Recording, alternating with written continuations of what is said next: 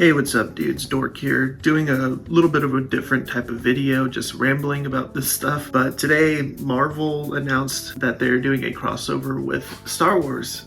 Something that has been 14 years in the making ever since Disney has owned both properties.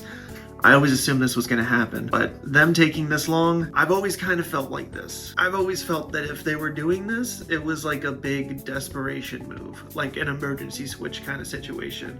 Either Marvel Comics isn't doing too well or Star Wars isn't doing too well. But now we're at this point of Marvel Comics is not in the greatest position. They've lost their #1 spot in the market for the first time in like 10 years, I think, to DC.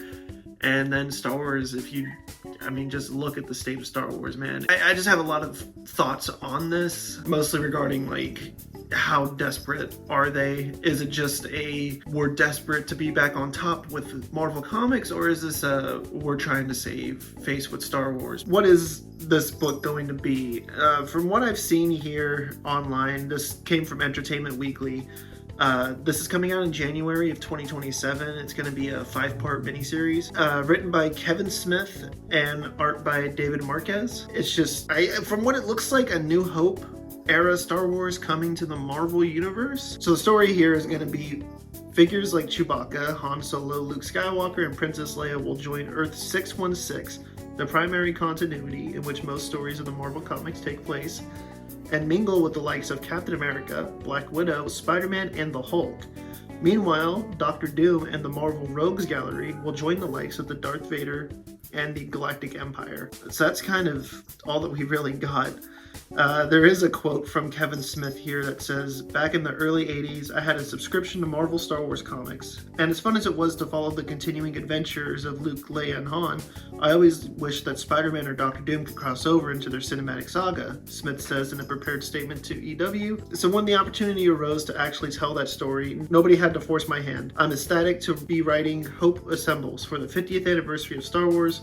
Many thanks to Marvel Comics and Lucasfilm for trusting me to fly the Falcon and the Coin Jet." So if this is just an anniversary thing, that's also super interesting to be like, big 50th anniversary, let's cross over with Marvel. Again, dude, this is just reeking of some kind of desperation for both sides of this party, dude. Marvel Comics has been struggling a little bit over the past few years with DC overtaking them, man. Like the huge boom in comic books has not affected Marvel at all. I feel like Marvel still has the same readers they've always had, but DC and Image and Dark Horse and all these other publishers are getting new readers like weekly or monthly with new books and stuff. I think from the big boom of Invincible, the TV show, and Skybound doing the Transformer stuff and everything. And people are just getting way more into comic books now than I feel like over the past few years, and Marvel hasn't done anything to capitalize on that, and they haven't shaken things up enough to get new readers in, man. And this just feels like more desperation of like, look, it's two things you guys know putting together. Go buy the books, go buy all the variant covers that we're gonna do, because that's all we know how to do anymore, is appease to the collector side of comic books. And it sucks. But that's about all that I have to say. These covers do look pretty good though. Yeah, that's about it, guys. See ya.